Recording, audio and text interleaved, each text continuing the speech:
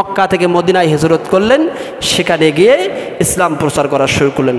ঠিক ওই মুহূর্তে কাফের মুশরিকরা চতুর্দিক থেকে হাজার হাজার কাফের মুশরিকরা রাসূল পাক সাল্লাল্লাহু আলাইহি ওয়াসাল্লাম কাছে আসতেছিলেন, হাতে হাত রাখতেছিলেন, ইসলাম কবুল করতেছেন। আল্লাহু আকবার, জোরে বলেন। ঠিক তেমনিভাবে রাসূলের যুগে একজন মানুষ তার দল বল সকলকে নিয়ে রাসূলের দরবারে আসলেন। হাদিস শরীফের মধ্যে বর্ণনা এসেছে, সেই মানুষটির নাম ছিল মুসাইলামা ইবনে হাবিব কিংবা মুসাইলামাতুল কাজ্জাব। এই মুসাইলামাতুল কাজ্জাব আল্লাহর নবীর কাছে আসলেন, নিজেও ঈমান আনলেন। তার যে দল বল ছিল সকলেই সকলকে ঈমান আনার জন্য বলতে লাগলেন, অর্থাৎ সকলেই মিলে আল্লাহর নবী বিশ্ব নবীজির হাতে হাত রেখে ঈমান কবুল করলেন। এই দৃশ্য দেখার পরে আমার আপনার প্রিয় নবী বিশ্ব নবী অত্যন্ত খুশি হয়ে গেলেন, সন্তুষ্টি লাভ করলেন। খুশি হয়ে এই মুসাইলামাতুল কাজ্জাব এবং তার দল বল সকলকে রাসূল পাক সাল্লাল্লাহু আলাইহি সাল্লাম নিজের হাত দিয়ে তাদেরকে পুরস্কৃত করলেন। আল্লাহু আকবার, জোরে বলে।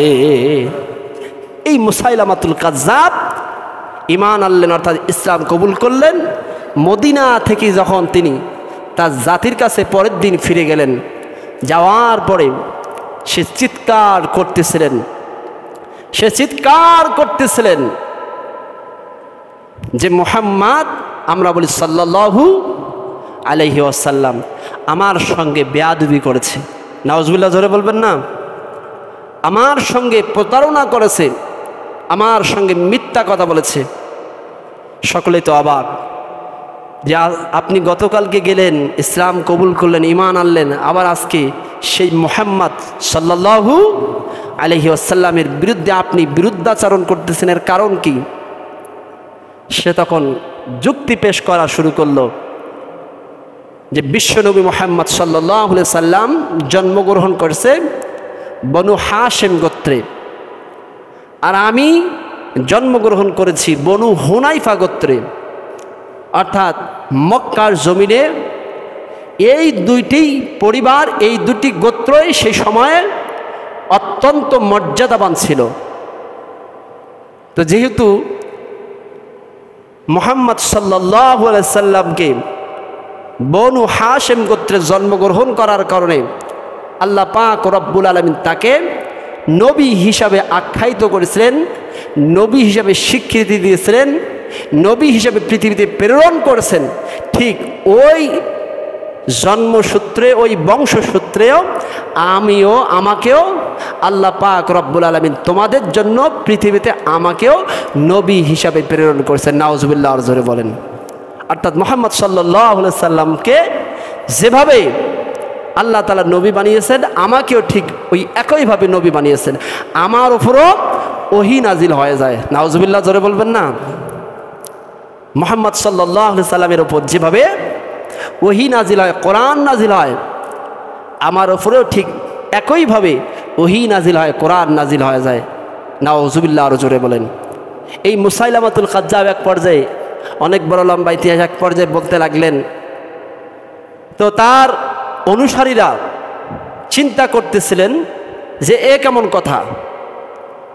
সেই দল বলের মধ্যে থেকে একজন সুশীল, ভদ্র, শিক্ষিত, মার্জিত পুরুষ দাঁড়িয়ে গেলেন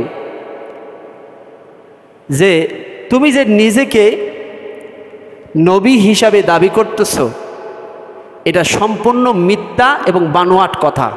সুবহানাল্লাহ, জোরে বলবেন না। কিন্তু এ কথাও শুনে রাখো, এতে কোনো সন্দেহ নাই যে মুহাম্মদ সাল্লাল্লাহু আলাইহি সাল্লাম আল্লাহ তাআলার প্রিয় বান্দা ও রাসূল। কিন্তু তারপরেও, আমি এটা জানার পরেও, আমি মুহাম্মদ সাল্লাল্লাহু আলাইহি সাল্লামকে নবী হিসাবে আজকে থেকে আর স্বীকৃতি দেব না, তোমাকে স্বীকৃতি দেব না। আউযুবিল্লাহ, আরো জোরে বলেন। কারণ হচ্ছে যে আমিও এই বনু হুনাইফা গোত্রে জন্মগ্রহণ করছি, তোমার গোত্রে আমিও জন্মগ্রহণ করছি। এই সূত্রে আমি জানি তারপরেও তোমাকে ভণ্ড হিসাবে হলেও তোমাকে আমি নবী হিসেবে স্বীকৃতি দিলাম। নাউজুবিল্লাহ, আরো জোরে বলেন। আজকেও আপনি সমাজের মধ্যে তাকিয়ে দেখবেন, অনেক মানুষ জানে যে বাংলাদেশে একটা দল ব্যতীত কিংবা দুই একটা দল ব্যতীত অনেক দলেই সন্ত্রাসবাদী আছে, চাঁদাবাজি আছে, জেনা বেবিচার দুর্নীতিতে ভরপুর আছে। তারপরেও ওই অনেক আকথাকি করে আসে ওই দল থেকে আর এই দল আসা যাবে না। জবান খুলে বলেন ঠিক না বেটিকে, আরো জোরে বলেন। জানে, তারপরে এই দলের মধ্যে ডাইভার্ট হতে চায় না। আল্লাহ পাক রব্বুল আলামিন তাদেরকে হেদায়েত নসিব করুন, সকল বলে আল্লাহুম্মা আমিন।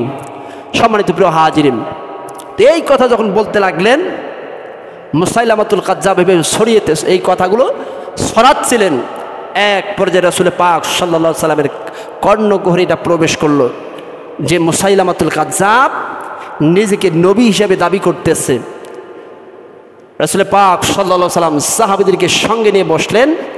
বসার পরে তিনি পরামর্শ করলেন, এই মুসাইলামাতুল কাজ্জাবকে সংশোধন করতে হবে। আল্লাহ নবী বিশ্ব নবী সাহাবীদের সঙ্গে পরামর্শ করলেন। পরামর্শ করার পরে আল্লাহ নবী নিজের হাত দিয়ে একটা চিঠি লিখলেন। এই চিঠি পড়ার কারণে হয়তোবা মুসাইলামাতুল কাজ্জাব নিজের জীবনকে সংশোধন করবে, এই জন্য তিনি একটা সহস্ত্রে চিঠি লিখলেন। আমার ভাইরা, আমার সাহাবীরা বসে আছেন, আল্লাহর নবী চিৎকার করে বলতেছেন, কে আছো তোমরা? মুসাইলামাতুল কাজ্জাবের কাছে এই চিঠিটা নিয়ে যাবে, অর্থাৎ আমার দূত হিসেবে তোমরা তার কাছে কে যাবে? নবীদের অনেক সাহাবী ছিল, কেউ দাঁড়াচ্ছিলেন না। হাদিস শরীফের মধ্যে বর্ণনা এসেছে, পিছন থেকে একজন যুবক, মাত্র 17 কিংবা 18 বছর বয়স, এরকম তরতাজা একজন যুবক দাঁড়িয়ে বললেন, লাব্বাইকা ইয়া রাসূলুল্লাহ, ইয়া হাবিবাল্লাহ, আমাকে আপনি দূত হিসেবে ওখানে চিঠি নিয়ে পাঠিয়ে দিতে পারেন। আল্লাহু আকবার, জোরে বলেন। পৃথিবীর আর কোনো মানুষের দূত নয়, স্বয়ং রাসূল পাক সাল্লাল্লাহু আলাইহি সাল্লামের বার্তাবাহক। আল্লাহু আকবার বলেন। হাদিস শরীফের মধ্যে বর্ণনা এসেছে, এই বার্তাবাহকের আল্লাহর কাছে এত দাম, এত প্রিয় হয়েছে, হযরত আদম আলাইহিস সালাম থেকে কিয়ামত পর্যন্ত রাসূল পাক সাল্লাল্লাহু আলাইহি সাল্লামের যতগুলো নবী এসেছিলেন সমস্ত নবীগুলোর বার্তাবাহক ছিল। সমস্ত নবীগুলোর বার্তাবাহকের ওই পাল্লাগুলো যদি এক পাল্লায় করে রাখা হয়, আর হাবিব ইবনে যায়েদ রাদিয়াল্লাহু তাআলা আনহু, অর্থাৎ ওই সেই বালকের নাম ছিল হাবিব ইবনে যায়েদ, এই হাবিব ইবনে যায়েদকে যদি এক পাল্লায় করে রাখা হয়, তারপরে হাবিব ইবনে যায়েদের পাল্লা ভারী হয়ে যাবে। আল্লাহু আকবার, জোরে বলেন। মুসাইলামাতুল কাজ্জাবের কাছে চিঠি পাঠিয়ে দিলেন। আমার ভাইরা, আমার অনেক বড় লম্বা ইতিহাস। মুসাইলামাতুল কাজ্জাবের কাছে চলে গেলেন, যাওয়ার পরে চিঠিটা দিয়ে দিলেন। চিঠিটা পড়ার পরে মুসাইলামাতুল কাজ্জাব অত্যন্ত রেগে গেলেন, ক্ষেপে গেলেন, ঘর্মাক্ত হয়ে গেলেন। হাবিব ইবনে যায়েদের সামনে চিঠিটা টুকরা টুকরা করে হাবিব ইবনে যায়েদকে লক্ষ্য করে ছুঁড়ে মারলেন। নাউজুবিল্লাহ, আর জোরে বলেন। কিন্তু রাসূল পাক সাল্লাল্লাহু আলাইহি সাল্লাম দিয়েছিলেন কিসের জন্য? নিজের জীবনকে সংশোধন করার জন্য। আমার ভাইরা, আমার লক্ষ্য করুন, এই মুসাইলামাতুল কাজ্জাব চিৎকার করে বলতে লাগলেন, তোমরা এখন এই হাবিব ইবনে যায়েদকে তোমরা ডান্ডা বেড়ি পরিয়ে তাকে বন্দি করে রেখে দেওয়া। আল্লাহু আকবার বলেন। আমার ভাইরা, আমরা হাবিব ইবনে যায়েদকে সঙ্গে সঙ্গে বন্দি করলো, অর্থাৎ ডান্ডা বেড়ি পরালো। এ থেকে আমাদের শিক্ষণীয় বিষয় হচ্ছে, আপনি যখন ন্যায় ইনসাফ ভিত্তিক সমাজ প্রতিষ্ঠা করার কথা বলবেন, যখনই হক কথা বলবেন, বাতিলের কাছে যখন আপনি মাথা উঁচু করে কথা বলা শুরু করবেন, বাতিলরা আপনাকে ডান্ডা বেড়ি পরিয়ে সেলের মধ্যে আবদ্ধ করবে। জবান খুলে বলেন ঠিক না বেঠিক? বিগত বছরে আমরা দেখেছিলাম, মুফতি আমির হামজার কি কোনো অপরাধ ছিল? না, অপরাধ ছিল না। অপরাধ শুধু একটাই, তিনি হক কথাগুলো বলতেছিলেন। সেই শহীদ আল্লামা দেলোয়ার হোসেন সাইদি, যাকে তাম পৃথিবীর মানুষেরা জানে একজন তাফসীরকারক, আপনারা সকলেই শুনেছেন। এই তো 1 সপ্তাহ আগে তার যে 3 জন সাক্ষী ছিল, সাক্ষীর মধ্যে একজন সাক্ষী কান্না করতেছে আর বলতেছে, আল্লাহর কসম, আল্লাহর কসম, শহীদ আল্লামা দেলোয়ার হোসেন সাইদি একজন নিরপরাধ মানুষ ছিলেন। আল্লাহু আকবার বলেন। আমাকে জোর করা হয়ে গেছিল, আমাকে চাপ প্রয়োগ করা হয়েছিল, আমাকে হত্যার হুমকি দেওয়া হয়ে গেছিল। এটার কারণেই আমি মিথ্যা সাক্ষী দিতে বাধ্য হয়েছি। নাউজুবিল্লাহ, আরো জোরে বলেন। সেই শহীদ আল্লামা দেলোয়ার হোসেন সাইদিকে তারা বন্দি করে দুনিয়া থেকে বিদায় করে নিয়েছিল। শহীদ আল্লামা দেলোয়ার হোসেন সাইদি মানুষের অন্তরের মধ্যে ছিল। জবান খুলে বলেন ঠিক না বেঠিক? আল্লাহু আকবার বলেন। অর্থাৎ এখান থেকে শিক্ষণীয় সেটি হচ্ছে, আমরা যারা সত্য কথা বলবো, ন্যায় ইনসাফ ভিত্তিক কথা বলবো, আমাদেরকে ডান্ডা বেরি পড়াইবে। অর্থাৎ ওই মুসাইলামাতুল কাজ্জাব যেভাবে পড়িয়েছিল, আজকের আবু জেহেল উত্তরসূরিরা ঠিক ওইভাবে ডান্ডা বেরি পড়ে আমাদেরকে লাঞ্ছিত করার চেষ্টা করবে। জবান খুলে বলেন ঠিক না বেঠিক? এই মুসাইলামাতুল কাজ্জাব হাবিব ইবনে যায়েদকে বন্দী করলো। পরের দিন, অনেক বড় লম্বা ইতিহাস, হাবিব ইবনে যায়েদকে তিনি দুনিয়া থেকে বিদায় করে দিলেন। অর্থাৎ মুসাইলামাতুল কাজ্জাব ঘোষণা দিলেন যে আগামীকাল তোমরা মক্কার জমিনে ঘোষণা দিয়ে দাও, এই হাবিব ইবনে যায়েদকে শেষ করে দেওয়া হবে। অর্থাৎ বিশ্বনবী মুহাম্মদ রাসূলুল্লাহ সাল্লাল্লাহু আলাইহি ওয়াসাল্লামের একজন সাহাবী, একজন বার্তাবাহককে দুনিয়া থেকে বিদায় করে দেওয়া হবে। আমার ভাইরা আমার লক্ষ্য করুন, পরের দিন বেলা দুপুর 2টা যখন বেজে যায়, তখন হাবিব ইবনে যায়েদকে তারা নিয়ে যাচ্ছিল, কিন্তু কোনো প্রকার চিন্তার কোনো ছাপ ছিল না। আল্লাহু আকবার জোরে বলেন।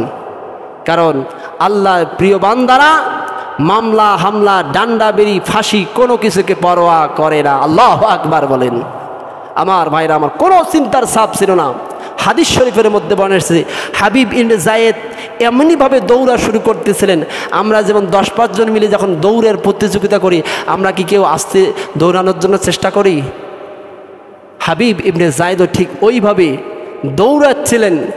কি যেন তাকে তাড়া করতেছে, কোথায় যেন যাচ্ছে, অথচ সে নিজে জানে সে আজ মৃত্যুর কোলে ঢলে পড়তেছে। আল্লাহু আকবার বলেন। আমার ভাইরা আমার লক্ষ্য করুন, প্রকৃত নবী প্রেমিক কারা, এই বিষয়টা আমি আপনাদেরকে বোঝানোর চেষ্টা করতেছিলাম। মুসাইলামাতুল কাজ্জাব সিংহাসনে বসে পড়লেন, ক্ষমতার মসনদে বসে পড়লেন। হাজার হাজার লক্ষ লক্ষ মানুষ চতুর্দিক থেকে ভিড় হওয়া শুরু করলো যে মুহাম্মদ সাল্লাল্লাহু আলাইহি সাল্লামের একজন বার্তাবাহককে দুনিয়া থেকে বিদায় করে দেওয়া হবে। রাসূল পাক সাল্লাল্লাহু আলাইহি সাল্লামের সাহাবী হাবিব ইবনে যায়েদ এমনিভাবে দাঁড়িয়ে গেলেন, তার যেন মনে হয় পেশিগুলো শক্ত হয়ে যাচ্ছিল, যেন এক লৌহ মানব দাঁড়িয়ে গেলেন। আল্লাহু আকবার বলেন। মুসাইলামাতুল কাজ্জাব এক পর্যায়ে প্রশ্ন করল যে তোমার মাথার উপরে 2 জন জল্লাদ আমি রেখে দিয়েছি, তোমাকে এক একটা প্রশ্ন করব, প্রশ্নের সঠিক উত্তর যদি তুমি দিতে পারো তাহলে তোমাকে ছেড়ে দেব, তাহলে তোমাকে রক্ষা করে দেব। আর যদি তুমি উল্টাপাল্টা প্রশ্নের উত্তর দিয়ে দাও, তোমাকে দুনিয়া থেকে বিদায় করে দেব। আমার ভাইরা আমার লক্ষ্য করুন, হাবিব ইবনে যায়েদকে প্রথম প্রশ্ন করলাম, মুসাইলামাতুল কাজ্জাব প্রথম প্রশ্ন করল, আমার সম্পর্কে তোমার বক্তব্য কি? আর মুহাম্মদ সাল্লাল্লাহু আলাইহি সাল্লাম সম্পর্কে তোমার বক্তব্য কি? হাবিব ইবনে যায়েদ আল্লাহর নবী সাহাবী চিৎকার করে বলতেছেন, নিশ্চয় আপনি একজন ভণ্ড নবী, আপনি নিজেকে নবী হিসাবে দাবি করতেছেন, আর বিশ্ব নবী মুহাম্মদুর রাসূলুল্লাহ, সকলেই বলি সাল্লাল্লাহু আলাইহি ওয়াসাল্লাম, একজন আল্লাহর প্রিয়ত বান্দা এবং আমার নেতা। আল্লাহু আকবার জোরে বলেন। আর এক বর্ণনায় এসেছেন, হাবিব ইবনে যায়েদ প্রশ্ন করতেছিলেন, মুহাম্মদ সাল্লাল্লাহু আলাইহি সাল্লাম সম্পর্কে তোমার বক্তব্য কি? মুহাম্মদ সাল্লাল্লাহু আলাইহি সাল্লামকে সম্পর্কে বক্তব্য দিতে গিয়ে হাবিব ইবনে যায়েদ চিৎকার করে বলতেছিলেন, মুহাম্মদ সাল্লাল্লাহু হাজার রাসূল সাইয়্যিদনা মুহাম্মদ রাসূলুল্লাহ, তিনি একজন আল্লাহর প্রিয় রাসূল এবং আমার একমাত্র নেতা। আমি তাকে নেতা ছাড়া আর পৃথিবীতে কাউকে নেতা হিসেবে মানি না। আল্লাহু আকবার বলেন। আর মুসাইলামাতুল কাজ্জাব তখন চিৎকার করে বলতেছেন, আমার সম্পর্কে তোমার বক্তব্য কি? আমার সম্পর্কে তোমার মন্তব্য কি? হাদিস শরীফের মধ্যে বর্ণনা এসেছে হাবিব ইবনে যায়েদের এই কথা। হাবিব ইবনে যায়েদ এই কথা শোনার সঙ্গে সঙ্গে বলতে লাগলেন, তুমি যা বলেছো আমি কিছু শুনি নাই। আল্লাহু আকবার বলেন। মুসাইলামাতুল কাজ্জাব এর এই অর্থাৎ এই প্রশ্ন করার সঙ্গে সঙ্গে হাবিব ইবনে যায়েদের এই প্রশ্নের উত্তর শোনার সঙ্গে সঙ্গে মুসাইলামা তো অত্যন্ত ক্ষেপে গেলেন, জল্লাদকে দিয়ে দিলেন যে তুমি তার ডান হাতটা কেটে দিয়ে দাও। হাবিব ইবনে যায়েদ রাদিয়াল্লাহু তাআলা আনহুর ডান হাতটা কেটে দিয়ে দিলেন। চিন্তা করে দেখেন, একজন জীবন্ত মানুষ, হাত পা সব কিছু বাঁধা জীবন্ত মানুষের ডান হাতটা কেটে দিয়ে দিল। এই কঠিন বিভীষিকাময় সবাই আমার প্রশ্ন করলে, হাবিব এখনো সময় আছে, তুমি যদি এখনো রিটার্ন করো, এখনো যদি তুমি ডাইভার্ট করো, আমাকেও যদি তুমি নবী হিসাবে মেনে নাও, তাহলে তোমাকে আমি এখনো ছেড়ে দেব। আবার প্রশ্ন করলো, মুহাম্মদ সাল্লাল্লাহু আলাইহি ওয়াসাল্লাম সম্পর্কে তোমার বক্তব্য কি এবং আমার সম্পর্কে তোমার বক্তব্য কি? একই প্রশ্নের উত্তর দিলেন। আল্লাহু আকবার জোরে বলেন। এই মুসাইলামাতুল কাজ্জাব সঙ্গে সঙ্গে তার সৈন্যদেরকে নির্দেশ দিতেন তার বাম হাতটা কেটে দিয়ে দাও। হাদিস শরীফের মধ্যে বর্ণনা এসেছে সঙ্গে সঙ্গে হাবিব ইবনে যায়েদ রাদিয়াল্লাহু তাআলা আনহুর ডান হাত এবং বাম হাতটা কেটে দিয়ে দিল। কর্তৃত অংশগুলো জমিনের মধ্যে পড়ে গেল, শরীর দিয়ে ফিঙ্কি দিয়ে রক্তগুলো বিয়ে জমিনের মধ্যে লাল হয়ে গেল। হাবিব ইবনে যায়েদকে আবার প্রশ্ন করলো, তোমার মুহাম্মদ সাল্লাল্লাহু আলাইহি ওয়াসাল্লামকে সম্পর্কে তোমার বক্তব্য কি বা আমার সম্পর্কে তোমার বক্তব্য কি? একই প্রশ্নের উত্তর দিল। হাবিব ইবনে যায়েদকে তারা এভাবে এক একটা করে প্রশ্ন করেছিল, আর একটা করে অঙ্গগুলো বিদায় করে দিয়েছিল, অর্থাৎ অঙ্গগুলো হানি করে দিয়েছিল। হাবিব ইবনে যায়েদকে তারা এক পর্যায়ে দুনিয়া থেকে বিদায় করে দিয়েছিল। আল্লাহু আকবার জোরে বলেন। এই সংবাদটা সঙ্গে সঙ্গে তার মায়ের কাছে পৌঁছে গেল। মা ছিল কোথায়? মদিনার মধ্যে। মদিনার মধ্যে যখন মা এই খবরটা পেলেন, হাদিস শরীফের মধ্যে বর্ণনা এসেছে, মা দুহাত উঁচু করে দাঁড়ালেন, আল্লাহু আকবার আলহামদুলিল্লাহ বলতে লাগলেন। আল্লাহু আকবার জোরে বলেন। সাহাবায়ে কেরামরা তো আশ্চর্য হয়ে গেল, বিস্মিত হয়ে গেল। পৃথিবীতে আমরা এই দৃশ্য দেখি নাই যে মা সন্তানের খারাপ অবস্থা শোনার পরে আল্লাহু আকবার আলহামদুলিল্লাহ বলে। মা চিৎকার করে বলতেছিলেন, ও আমার আল্লাহর নবীর সাহাবীরা, তোমরা শুনে রাখো, আমি আমার জীবনে যে আমলগুলো করেছি আমি গ্যারান্টি সহকারে বলতে পারবো